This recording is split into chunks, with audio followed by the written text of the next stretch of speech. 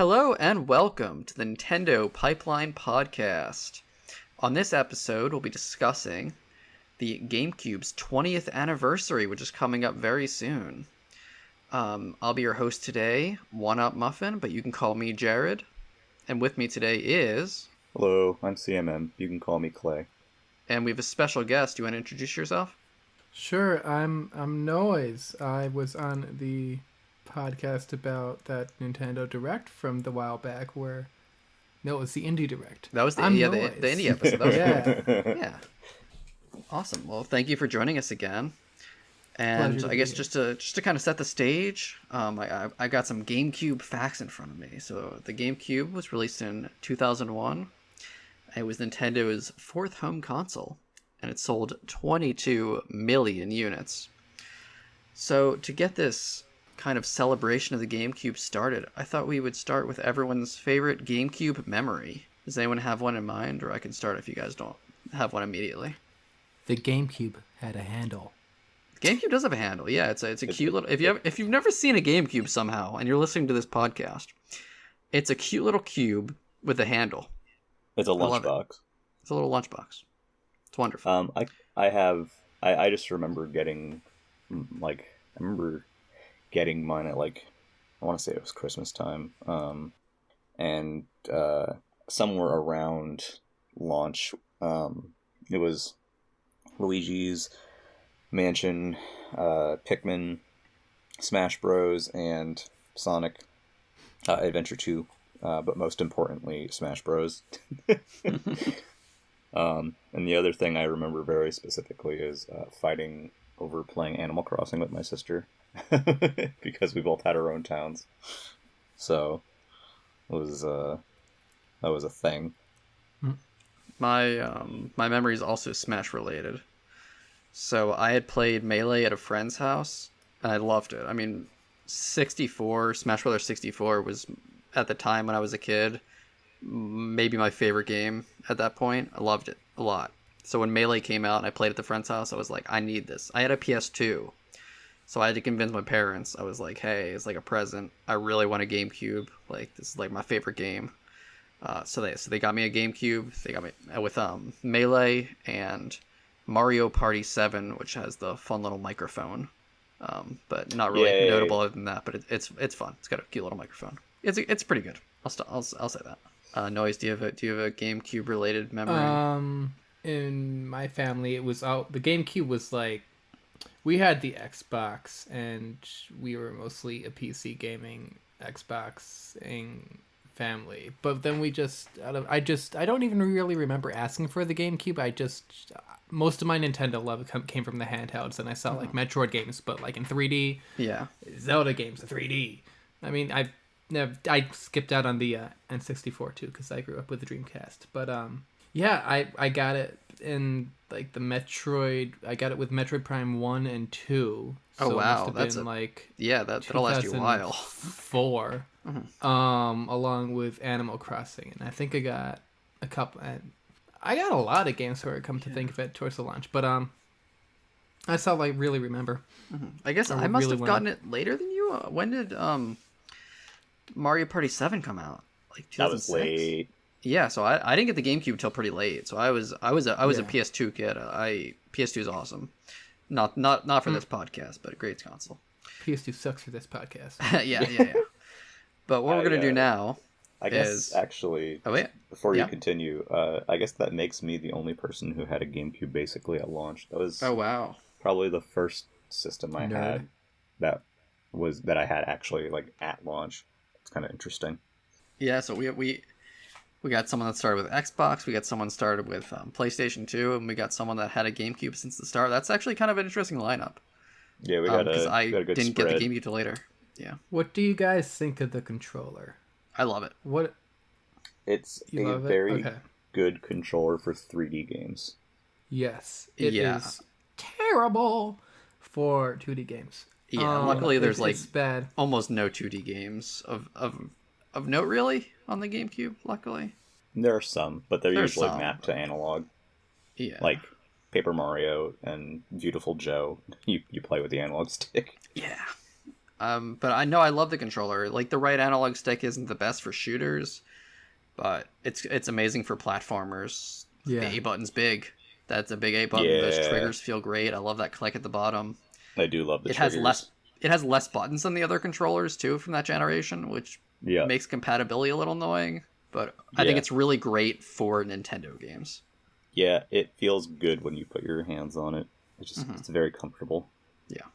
But we're here to talk about games, aren't we? Yeah. Yeah, but let's start with some games. So we're all going to kind of go around, taking turns, picking games, discussing them. So, Noise, why don't you start us off here? Oh, yeah, so like I said, I got Metroid Prime 1 and 2, and up until that point, the only Metroid game I had played was Fusion, which is a ramble for another day. Great game. But, I played them both at the same time because I was a dumb kid. Not a dumb kid, but I mean, I just felt like playing through. I started up one. It's like, that's cool. I'm going to check out two. And I just played both, and I don't really remember beating the second one. I sure would love to have another opportunity to play it. Maybe on a modern Nintendo It's on the system. Wii U. It's on the eShop for $20.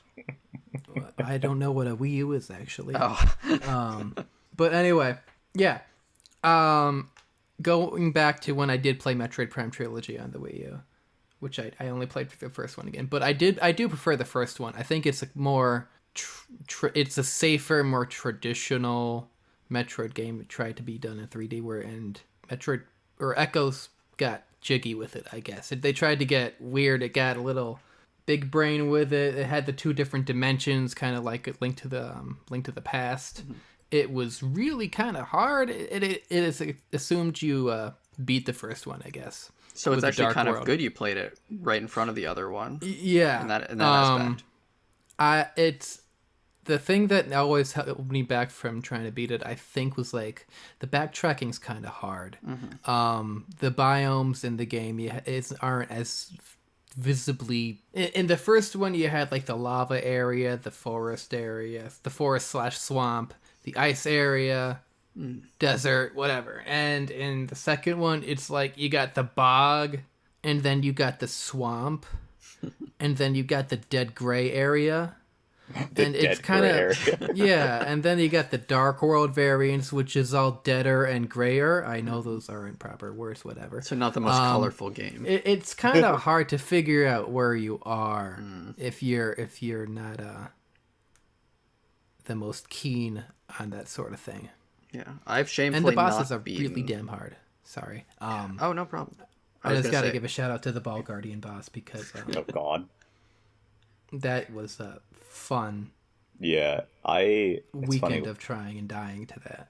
With Metroid Prime, I got Metroid Prime 1 and Fusion at the same time, and I'm very bad at navigating 3D space. I'm better at it now a little bit, but back then I was extremely bad at it.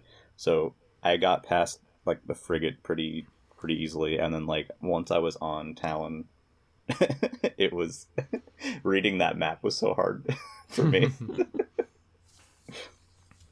I started Metroid 1, but I never finished it, sadly. But I got like halfway through. Sorry. Yeah, I forget how far I got. I suck at 3D Metroid. I really do love playing through it. I started playing through it again earlier this year on the wonderful Prime Hack version through the computer, which is just basically with mouse and keyboard controls, and it works great. Anyway, a lot of people don't like the artifact treasure hunt at the end, mostly because it's more backtracking, but I mean, that's what Metroid's all about in the first place, I kind of guess. Not really, there's more to it than that, but there's a lot of backtracking anyway. Also, scanning everything was so cool. Yeah, it's scanning like one was of the fun. first games I really remember where like the world just felt so alive through that, I guess. I mean, outside of like text logs and computer RPGs or something like that, as far as console games go, that like just really stuck out to me. It is one of the greatest atmospheres in gaming, I think. That's the thing that still today stands out to me the most. Just yeah, the sound effects, like both ambient noises, the music, the visuals still look beautiful. The music is timeless. Fantastic. I don't think anything has come close to even trying to sound like the Metroid Prime soundtracks. It's like a league on its own. Yeah. I would like to finish 1 and play 2 at some point, and 3. Definitely. Which I have those games. Again, there's some shameful parts of my Nintendo past. It would be a lot easier to play through them if they were available on a modern-day Nintendo system. Yeah, the Wii U. Yeah, the Wii U. I bought that when it was on sale. It was half off for the first week, the Prime Trilogy. Yep. But I have not launched it yet. Nice. But yeah, Prime is an awesome game. I love what I played of it, and I'm definitely excited to play more and play 2. It's freaking great. But we got more than just that, don't we? We're talking about more than just Prime. So my first pick is Paper Mario: The 1,000-Year Door, which is the sequel to Paper Mario for the N64. And this is one of the funniest Nintendo role-playing games. Every chapter of this game is partially like a self-contained story. Very funny game. The combat's fun. I don't play RPGs much, but I love the Paper Mario titles. Yeah, I dig the action turn-based elements of the Mario RPGs in general. I'm pretty sure my old boss stole a copy of Paper Mario: The 1,000-Year Door and gave it to me. So thanks. Nice. My favorite chapter is the penguin train one. That train mystery. It's just so funny. You're on a train. I don't know why you're on the train, but a penguin, a detective who's kind of like Sherlock Holmes, is trying to solve a mystery, and Mario, of course, gets involved with his friends and helps him solve it. What was the mystery? Oh, I have no idea. It's been. I haven't played that game for 5 years or more. Yeah. Well, in the first one, it was a murder mystery. See, that's the good stuff. But I don't know if anyone was murdered in 1,000-Year Door. I hope so. Did you play Paper Mario, Noise? I have not played this one. Should. The only one I played is Super Paper Mario. Most of my knowledge about this game is that it's the one the internet loves to cry about it not being a second. I don't know.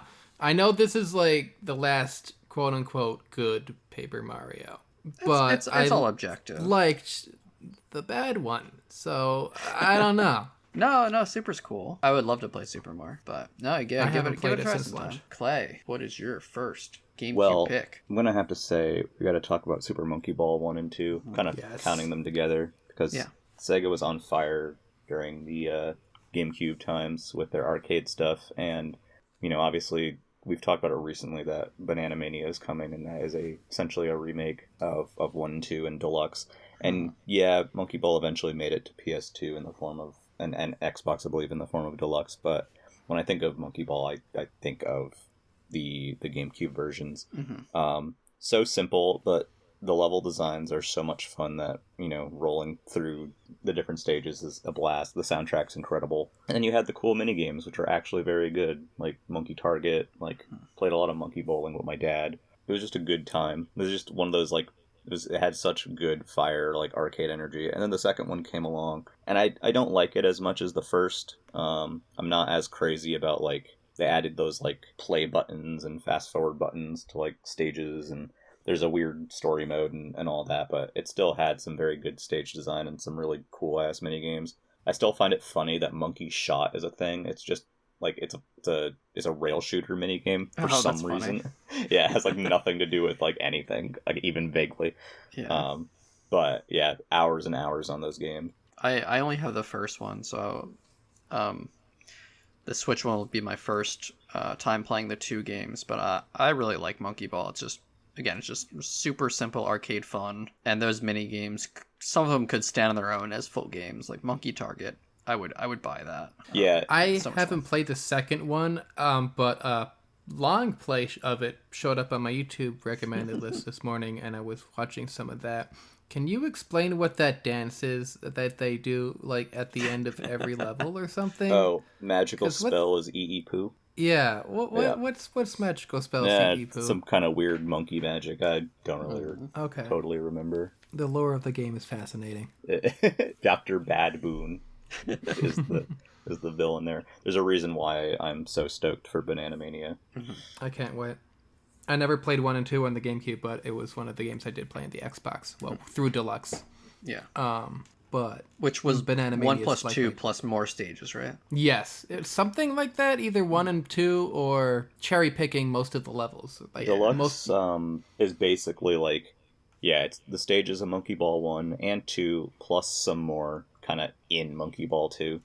So like the story mode is like the same, except there's more level choices essentially for each world. Is my understanding. It's kind of a weird, mishmash of the first 2 games. But yeah, it's a great title. And I think, Noise, your next pick is a banger. Yes. Which one's a banger? I don't know. Either are bangers. Yeah, either one.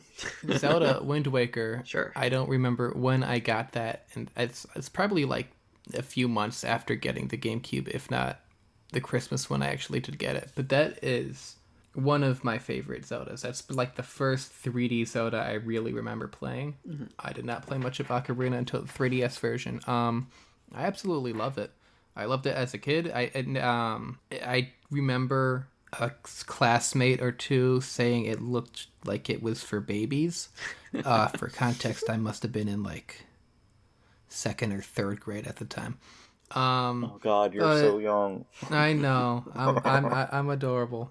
But no, it was like it's the perfect age for the kids to go, that looks like, for whatever. But no, it looked cool. It looked like a cartoon. It was I played cell shading games through Jet Set Radio, but I didn't really click in my head that this was kind of like the same tech or whatever. But it was just I don't know. It was, I'm trying to find the right words to describe how the look made me feel then, but it just was one of those first games, I guess, where it realized that games could be more, I don't know, it had an art style, and it really clicked with my childlike self that, there's an art style to this. It has a look. It's not trying to just to be graphics. Yeah, it's just not like trying to be realistic or whatever. Yeah.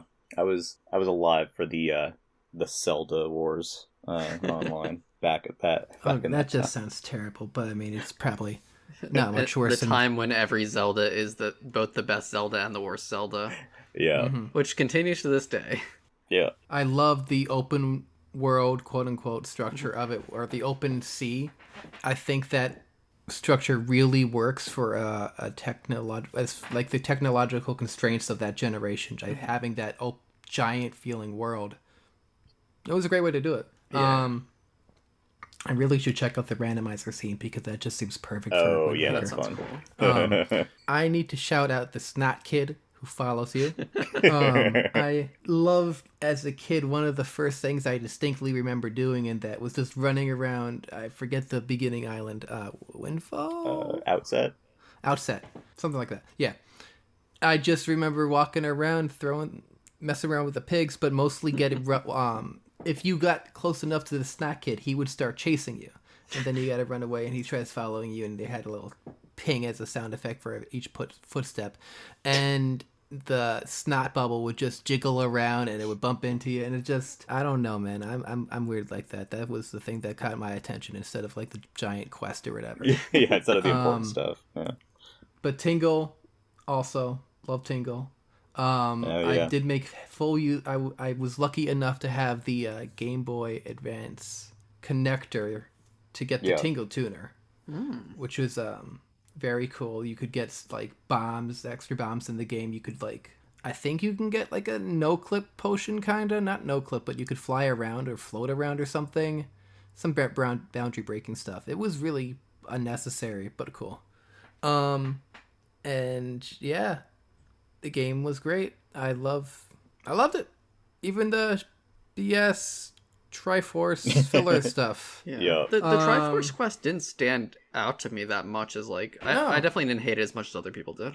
I'm definitely one to complain about filler content and unnecessary stuff in the game, but no, it didn't bother me. It just felt, none of this it forces you to explore the world and do side stuff. It's not filler side stuff. It's not like Assassin's Creed or an Ubisoft game where you gotta collect 30 whatevers across the world. No, it's like you gotta get the Triforce pieces in a haunted ship or another side quest or something like that. Mm-hmm. I remember enjoying the combat, and I remember hating Forsaken Fortress as a kid. Yes. Because my brain could not handle that. That definitely gave me trouble when I first tried it. The first stealth section, I think I remember playing. Stealth sections in Zelda, not my favorite parts. But yeah, that's a really charming game. I need to go back to it. Hopefully, when a Switch port comes out. Because I didn't really do much of the side stuff. I basically mainlined the 4 dungeons. I just need to say one more thing. The Wii U version is different. It's not inferior. There are 2 different things. The GameCube version has, for those who don't know, the Wii U remaster of Wind Waker has like a more bloom, and it just messes with the cel shading a bit, so it doesn't have as much of a flat look, and it kind of looks like clay figurines, which, just because it's different doesn't mean it's worse. It isn't necessarily the original artistic intent, but like, it's not bad. It's just different, and I just want to defend the Wii U version a bit right there. And the Wii U version does not have the tingle tuner. It had the tingle bottles, which are now, I think, dysfunctional. Yeah, pretty much. I don't know how. Well, I can see them kind of bringing that back somewhat, given how they've treated stickers and or stamps, I should say, in 3D World. Yeah. The Splatoon 2 kind of Miiverse posting, quote unquote. Yeah. Yeah. Miiverse lives on in spirit through other games. Exactly. It'll never die in my heart. It's dead, Jim. All right, that brings it to me. I'm gonna follow up on our duo game streak with mostly Jungle Beat, but also Donkey Konga, because I want to talk about the bongos. So Nintendo released maybe the best video game peripheral of all time. A set of bongos that look like Donkey Kong's barrels. And they thought, here's the game that makes sense. Here is a Donkey Konga. It's a game with mostly either like kids songs or some Nintendo songs. Very, very weird selection of music. Yeah. But you basically did like a Guitar Hero like rhythm game. It's Taiko. It's literally Taiko. Yeah, or Guitar Hero or Taiko. You can hit the 2 bongos and you can tap the sides or clap, and those are your three inputs, right? Yep. You got to clap. And then Nintendo went further than that. They said, people have these bongos now. What if we made a platformer? One of the only Nintendo 2D platformers on the system, maybe the only one. But yeah, they made a platforming game called Jungle Beat, where you control Donkey Kong only with barrels, and it's actually a pretty good platformer. That game is magical. Yeah. Also, EAD Tokyo's first project was Jungle Beat. So oh wow, it's that game is such a blast. I've hurt my hands many a time playing through that game. When you fight the bosses, it tells you to like smash the buttons to like punch them. So you have to hit the bongos as much as you can so you can punch them in the face. Noise, what'd you ask? Wasn't that one of Koizumi's first games for Nintendo? Not one of his first, I don't think. He's been around for a while. But like as far as maybe directing or whatever. Maybe, yeah. That I don't know as well. But that game is good. It's good stuff. Yeah. The score attack like element to it is really addicting, especially the weird like combo system that they have built in. And just like you can get very creative with it. And although they did re-release it on Wii, it is a very different game. No, you want to play it with the bongos. Yeah. It didn't support the bongos for the Wii version? And then they did not. I'll briefly say Donkey Konga 2 has a very strange soundtrack. They wanted to appeal more to like the Western market, so it has a lot of like pop punk. Yeah. So you can use your DK bongos to play like All Star or Good Charlotte. So that's either horrible or fantastic depending on who you are. Never forget hit 'em up style. I lean to the fantastic camp. And then there was a Japanese-only third game, which was mostly anime soundtracks, I think. It was like a lot of Nintendo music and, other, like, licensed stuff. Yeah. But, yeah, and then unreleased racing game, which they repurposed for later. But yeah, Barrel Blast ended up being a Wii game instead. Yeah, that's what I gotta say about Jungle Beat. What a game. Yeah, man, that game is so cool. Another very cool game was Mario Strikers. Some people's favorite Mario sports game of all time. I like it quite a lot. Very great arcade game. Next Level Games' first collaboration with Nintendo. I know a lot of people want a new Mario Strikers, but that game was so much fun in multiplayer. Just the most ridiculous, soccer that you could imagine. And it was fun kind of picking you had the captains, and then you had the sub characters, so you would have like an army of Birdos or like an army of Toads or whatever. And like the arenas were really fun just because of all the stupid stuff. There's that one that had like chain chomps like rolling around, I think. Like it was some weird stuff. And it did get a Wii sequel with online, which was pretty cool. But I think most people that I knew jived a bit more with the GameCube version. The controls are just so snappy. Like, the thing I love about arcade sports is when you hit that A button, your character passes immediately. There is no second of delay. When you shoot the ball, it's so fast and fun. And shooting was just very fun in that game as well. You have like the power shots and stuff that you would like charge up. If you get power shots, if you always hit like the green, can you just never miss with them? I forget how that works. It's been so long. Because they're pretty powerful. Like if you do a power shot, it like a bar goes back and forth, and you want to land it in like the green. Yeah. And I think if you land it in the green, it's almost guaranteed a hit. Yeah, like a score. And it's like a double score too. Yeah, you want to try to if someone's about to do a power shot and you want to try and like tackle them or kick them out of it or whatever. And then the Wii one added those ones where it's like the super power shots where it's like the pointer and you like get like 7 soccer balls sent at you at once or something. Yeah, but the regular one was very like GameCube one was like a very tight, like straightforward game. Just played so well. Even if you didn't like sports games, like that was a crowd pleaser. This was one of the only sports games I played. I think it's like the only one up until the Mario Golf game that just came out for the Switch. But it was one that I really rented for a weekend or two. But one thing that always stuck out to me was the art style, the gritty, over-the-top, graffiti, Western demographic art style.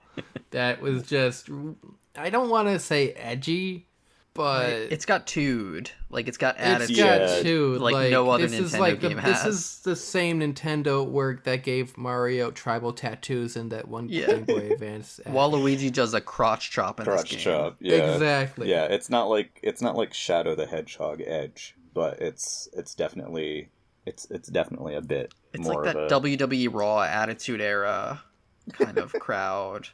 And the soundtrack was awesome too. Just gotta mention that very quickly. Game is stupid fun for like it's just it's an bring it back. Pleasure.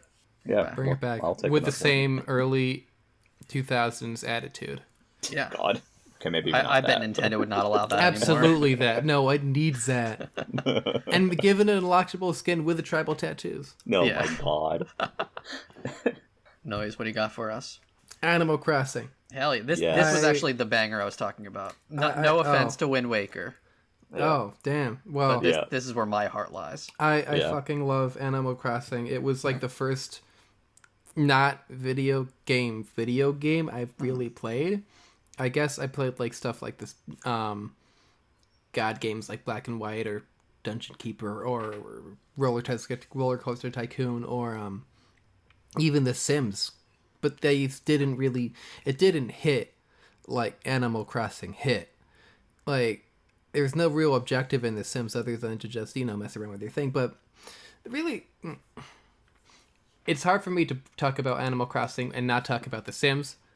I both played both at the same time, and they both just kind of take up the same idea, but with just two different approaches to it. And that's why. Anyway, let's talk about Animal Crossing. Sorry. Yeah, it was the first game I really played that felt like there wasn't really an objective, and for that, I guess I put so much time into it. An hour a day, not an hour a day, like 30 minutes a day for at least 6 months, which, given my short attention span, that's probably one of the most played games I played as a kid.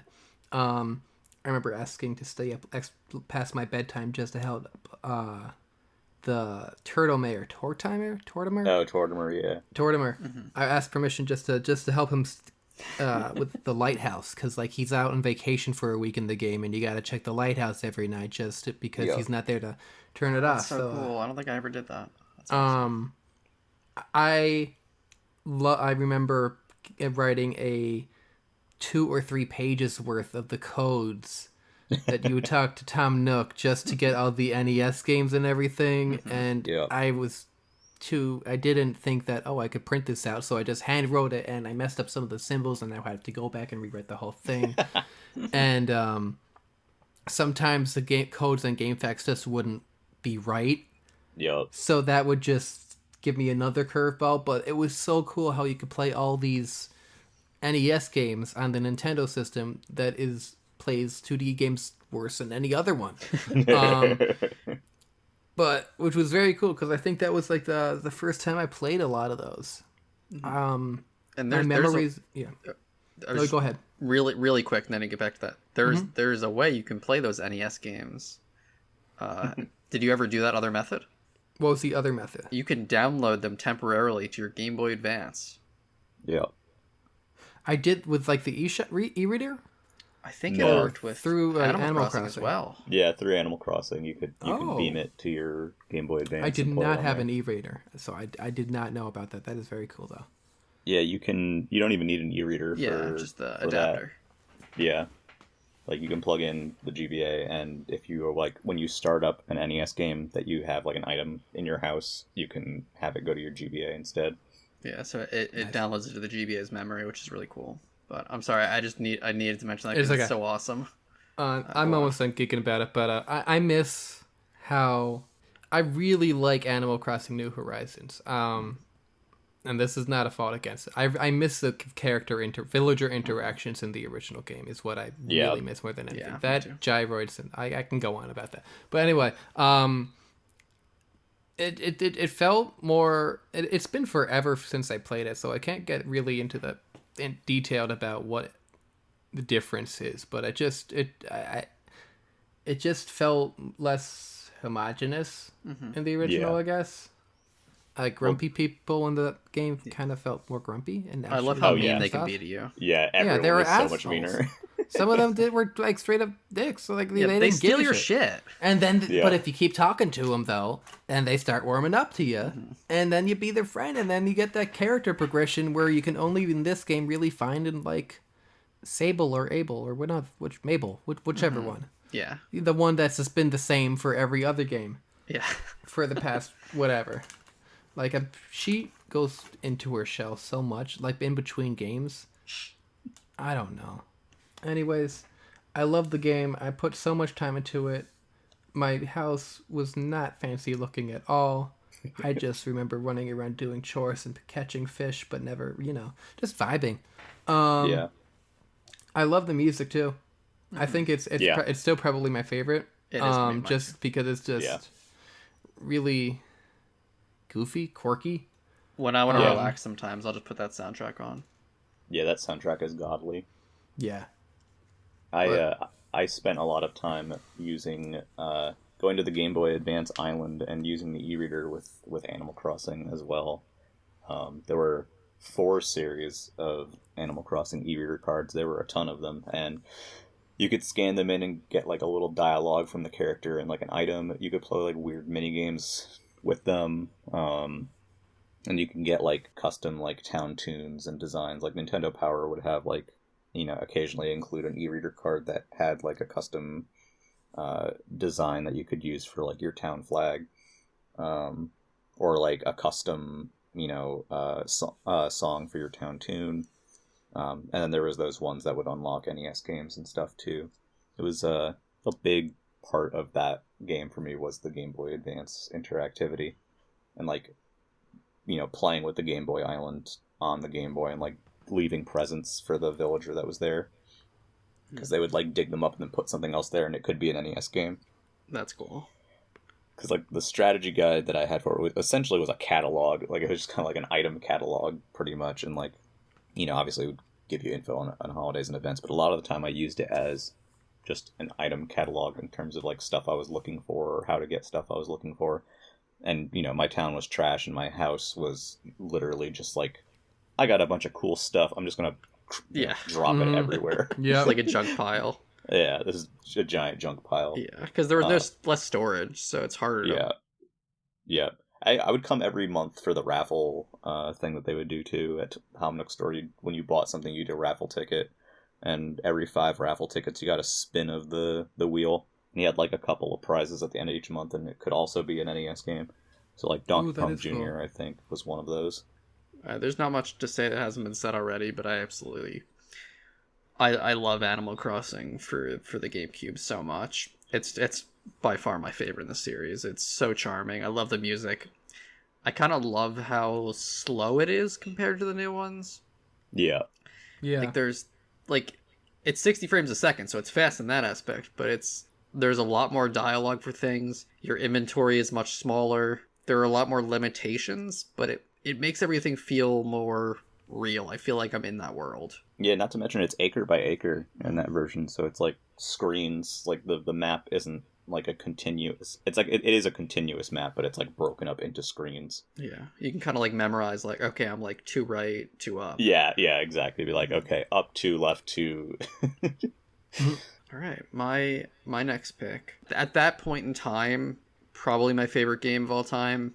It's still up there. Love this game. And that is Super Smash Bros. Melee, the reason I bought the GameCube. Yep. What's to say about this game? It feels amazing to this day. The combat is so smooth. There's so many cool levels in it. Poke floats. You're jumping on Pokemon that are flying through the air. So many characters. They had a lot more weird stuff than the 64 one did. This is the intro of Game & Watch.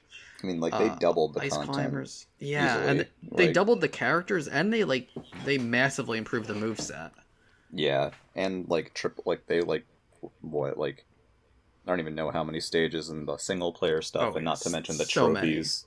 Many. Adventure mode, trophies. One of the first appearances of Fire Emblem. Yeah. In the West. Yeah, Fire Emblem. That was the start. Now Fire Emblem's huge. This is where it started in America. Obviously not. Anime Sword Fighters. What is it? Anime Sword Fighters. Anime Sword Fighters. This is the start. But yeah, it's such a fantastic game. I still play this like a fair amount today. When I got my GameCube and I had Smash Bros, I didn't have a memory card for a little bit, so I think I unlocked Jigglypuff and Dr. Mario at least like 10 times. My god. Oh, that's tragic. It wasn't that long. It was like maybe like a couple of days that I didn't have a memory card, but I do remember doing that. That single player in Melee is still my favorite. Oh yeah, mine too. Single player. And I think it just are we talking adventure mode or classic mode? Both. That like, you basically have technically 3 by the end of it, but you have we'll 3 different arcade modes that are very quick to run through, but are very satisfying, and you can go through each character and get a trophy, in each mode with each character. Which is there's so much to do. I loved doing that. Yeah, and then you'd have like the lottery machine for the trophies, and break the targets. Home run contest showed up in that game. Multi-man melee and all that stuff. At this point, was break the target still unique to each character, right? Yeah. Yeah. Classic you'd go to do break the targets, grab the trophies, which was had that it was almost like a cone that you had to knock trophies in to collect them, and then it had race to the finish, which was a much longer, more developed version of Race to the Finish with a lot of exits. And if you went further, you'd obviously get a higher score and stuff. Yeah. But yeah, people talk about adventure mode a lot. They talk about classic mode a lot. I love those. I also really love all-star mode, which is where you fight every single character in the game, and you get like 2 like limited health refills. Yeah, super satisfying survival mode. So fun. It's harder to do in the modern games because there's so many characters. Yeah, but it worked great in Melee. Yeah, it's basically the arena from Kirby. That's what that is. I always preferred the initial version of that, the Melee version. The Brawl version was cool too. After that, it kind of got a bit much, but so many modes, and not to mention like special Melee. You had like the stamina matches. You can have like the giant flowers on your head. You could be gigantic. You could only use the A button. There's like all kinds of so much more customization than 64. Yeah. This is the first game that had side specials. Yep. It's the first game that had tilt attacks, right? Or no, they all had tilt attacks. They all tilt attacks. But so it was side specials. More importantly, it had trophies. Trophies. Yeah. It did have trophies. Which so at cool. the time, that was very big thing, because it was, information wasn't as widespread then as it is now. So it was basically like a Nintendo museum in a game. Fantastic game. Still holds up today. Yeah, absolutely. I'll quickly mention my last one here, since we're kind of running out of time. But Wario World is a very strange game. It's by Treasure, and it is a 3D beat 'em up. And it's like the game is so weird. It's very short. It's only 4 worlds, but it has such this weird character to it it's very unique. It's never gotten ported. If you can get it for a decent price, I would recommend it. It's kind of like a 3D Wario Land, but it's more of a beat 'em up. It's not really like a traditional Wario Land game, but like the bosses are all like weird nightmare fuel. The game is just very weird, and it has that Treasure DNA in it, and it's so much fun. It also has a GBA connectivity for demos of WarioWare. And those demos you'd like unlock as you go through the game. They're like, I think there were signposts basically with each of the WarioWare characters on them, and some of that content is exclusive to Wario World. It didn't make it into WarioWare in exactly the same way. And I guess to go along with that, WarioWare Mega Party Games is worth a brief mention, because that is literally like they took the GBA game, they put basically all of its contents on GameCube, and then made it multiplayer, and that was a very fun, wild, off-kilter party game. I remember the modes where you like have to do micro games and like balance turtles on your stack. The one where you got like everyone got really big, and like you try to like block people's view. Was there a flashlight in that, or was that in a later game? I think there was a flashlight or a spotlight one where you had to I forget exactly how that one worked. There was the doctor's office one too. I forget how that mode worked, but it was a doctor's office. I just remember it was a doctor's office. Yeah. Those games were so much fun. And Wario World, I'll just say really quickly, weird game, not the most fun thing in the world, but extremely charming. Yeah, I mean, having the shoulder charge on the R trigger was so satisfying. Wario had some good times on GameCube, even if they were a bit weird. Yeah. Noise, do you want to bring us home with your last one, and then I'll do my last one quick. Beyond Good and Evil would be my last one. I honestly played this on Xbox, but it was also on GameCube, so I'm just going to be talking about that real quick. It is my favorite Zelda game that isn't actually a Zelda game, or was for a long time at least. It might be one that takes over it now, but it has a great sense of adventure. There's not many item upgrades that you come along the way, similar to the or Zelda as far as tools or whatever, but it's just the music is it's one of the few Ubisoft games I'd really recommend someone play. It's like I don't know, it's just, it has this like vibe to it. I'm trying to think of like the right way to say it. It's kind of melancholic in a way. It's just this like I have no idea how to describe my love for this game, man. It's just really cool. You can go around taking pictures of stuff. There's a garage with like Rastafarian rhinos just helping you out. You have a pig that just does jet boots attacks and lands on his butt, which was kind of cool back then in a game with that presentation because it wasn't a licensed kids game. You had like a character almost getting killed off, which was like, you know, I was a kid when I first played it, so I didn't really have like Final Fantasy VII or any other games like that really did that before, but that was big for me. And then it had a kind of Mary Sue ending, which kind of made a sequel really impossible. But I will say that when Ubisoft announced the second one, I saw the headline, Ubisoft announces Beyond Good and Evil 2. Good and Evil 2. I got really excited, and then I saw the trailer, and I was very confused because it was a monkey saying fuck.